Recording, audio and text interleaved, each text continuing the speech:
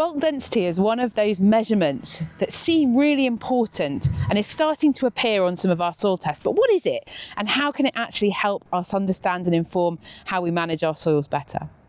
One of the reasons why bulk density has started to appear is that it's really, really important to allow us to be able to calculate the carbon stock in terms of how much carbon is held within our fields. At real simple level, our bulk density basically tells us the mass or the volume of our soil. It's expressed in terms of grams per centimetre cube of soil, and it effectively tells us how tightly packed together our soil particles are. And that's really important when we're thinking about calculating our carbon stock, because it allows us to understand how many soil particles are there, which is very much linked to how much carbon our soil can hold. But more importantly for us, in terms of managing our farm, bulk density can also be a really good indicator of compaction within our soil. Because if our soil particles are really tightly packed together, then that can indicate that potentially we've got a soil structural issue.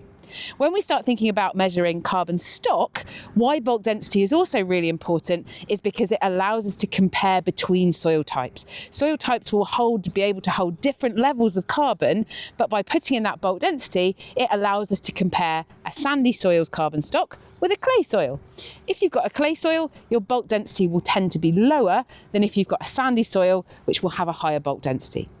How do we test for bulk density? Well, what we do is that we use a method called the intact core method. So when we dig our hole within our field, we use a little bulk density cylinder, a little bit like this one, which we hammer into the profile of the soil at the required depth that we're taking the bulk density for. We then extract that core as a whole and very carefully take all of that soil out from within that core.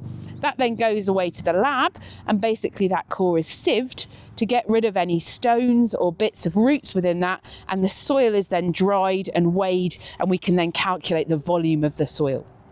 Really important, especially if you've got very stony soil, to make sure that you are also accounting for the volume of the stones, because whereas those stones don't hold on to carbon, it will really impact in terms of the total carbon stock within your soil.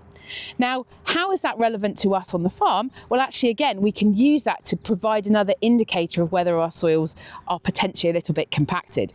The range of scores that you're going to get for a bulk density will obviously depend on your soil type, but if you've got a bulk density that's anywhere above about sort of 1.7 or 1.8, that can really indicate that potentially there's some structural issues for you to look at. The bulk density of concrete is 2.2, so that can give you an idea of where you potentially want to be at.